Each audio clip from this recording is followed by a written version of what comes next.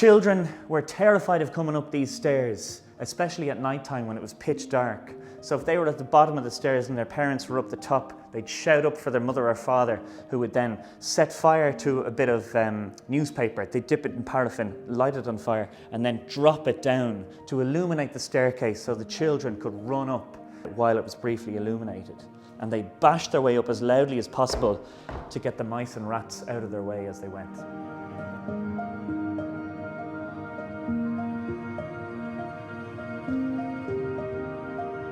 How are you folks? My name's Sam and you're very welcome to 14 Henrietta Street, where we tell the story of everyday life in Dublin over 270 years, from 1750 up until the 1970s. So if you want to follow me in, I'll show you around.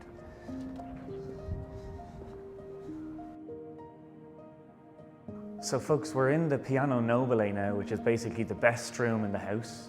And if you look out the window, you can see the rest of Henrietta Street, the very first Georgian street in Dublin, and it's absolutely stunning. And it was laid out, as I said, in the 1750s. So this house is 270 years old, and we tell the story of the people that passed through in that time. So this is a model of the house, and we can see that in 1877 the house was subdivided into 17 flats. So it went from being a house for just one family in the 18th century to being home to 17 families.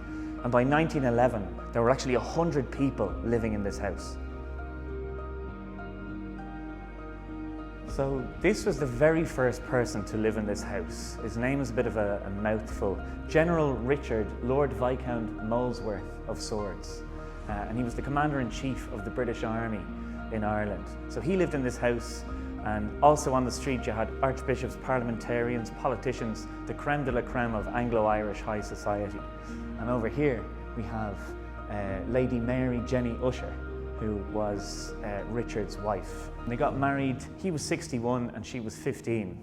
And together they had 8 children, 7 daughters and 1 son.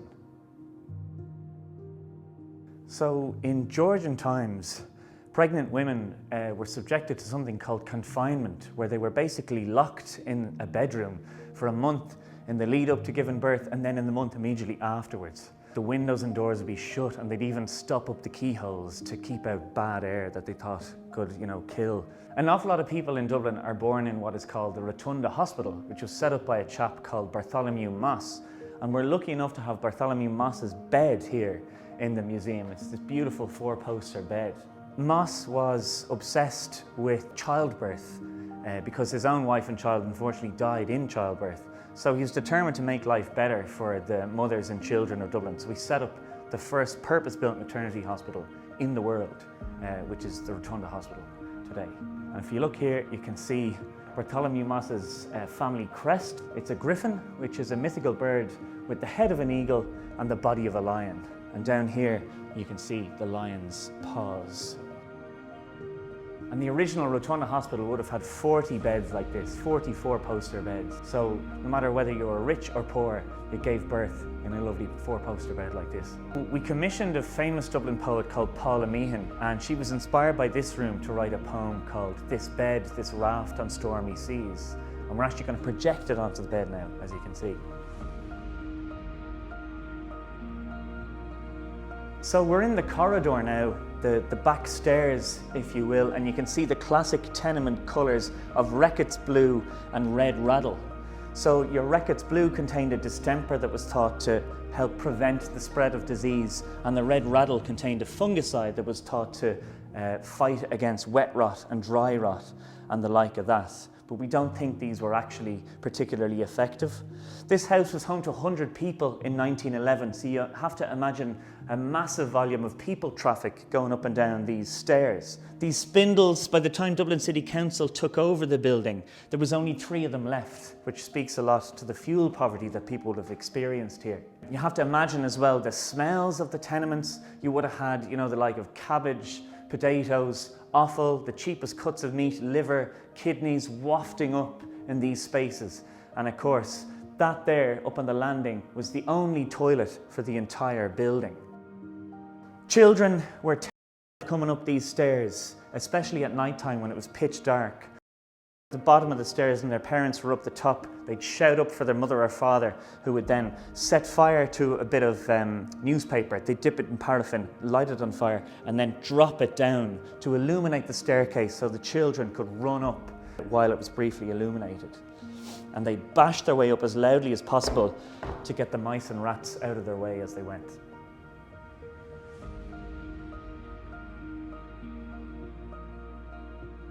So folks, we're now in the basement, which is also known as the darkest Dublin room. And we've basically recreated what a Dublin tenement would have looked like in and around 1910, 1911. You have your bread here, which would have been kind of the staple diet of Dubliners, and then just a load of tea. Tea is actually an appetite suppressant, so the more tea you drink, the less you realise how actually hungry you are. Over here we have the bed. Not every tenement had a bed, in fact, and those who did have beds ended up sharing them with a lot of people. You know, there are stories of, say, 8 children or maybe 4 children sleep on top of the bed and 4 sleep underneath the bed, and every other night they swap. These army coats here, it was quite common in the 1910s in Dublin that people would use army coats instead of blankets. They actually called them blankets with buttons. And here is the very sophisticated ensuite that was common to the day. There was only one indoor toilet in 14 Henrietta Street and one outdoor toilet, so that was a job that people had to do, was regularly emptying all the chamber pots. In 1939, a chap called Peter Branigan, who's a great friend of the museum, is still with us, hale and hearty, was born underneath this window. The women in the street knew what gender he was before his own father, because the women in the street were looking in the window. Meanwhile, his father was pacing anxiously up and down in that corridor. Peter's mother maintains that if he had been born in the winter, he wouldn't have survived, but thankfully he was born in the summer. And when he was 10 years old, they moved upstairs to a room that was half the size, but was considerably warmer and less damp. And then they eventually moved out to the new suburb of Donecarney. So in this room, we focus on the lighter, brighter side of tenement life, you know, the communality and the joy, especially as experienced by children of the tenements. And this little film that we're about to show is a collaboration with a local Gael school called Gaeltacht.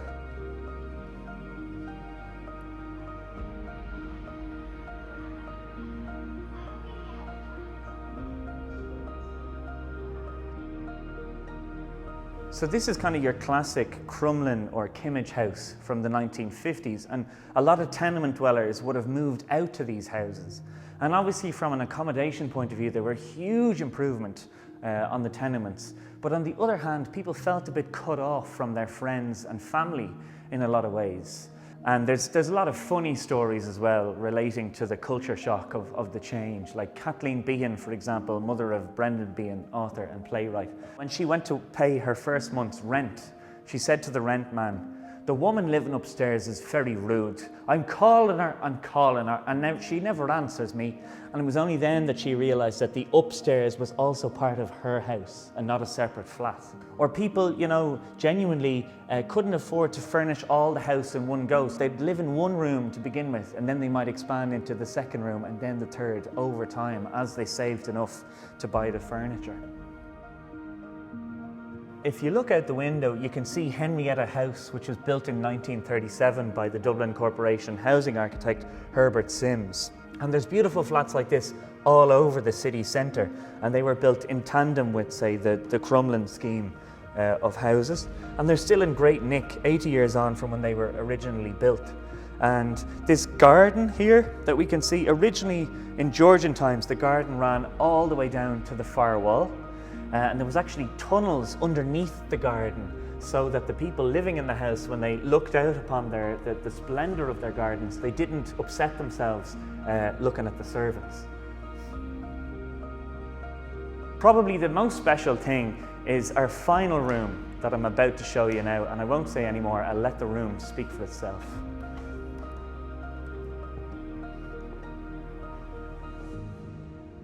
So this is the Dowling's flat. The Dowling family lived here right up until the mid-1970s. and we were lucky enough to get in contact with Mrs. Dowling's grandchildren, who helped us to reassemble the flat basically as accurately as we possibly could, using items that they still had in their possession, and then anything that they didn't have, we got a set dresser to put it in. So you have this incredible cozy recreation of what a tenement would have looked like in 1970s Dublin. And I really just think it's so wonderful, and people just feel such an emotional connection to this room. This is where people really feel connected to 14 Henrietta Street. So folks, I hope you enjoyed this little taster of what's in store for you when you visit 14 Henrietta Street. We look forward to welcoming you very, very soon, and you can book online at 14henriettastreet.ie.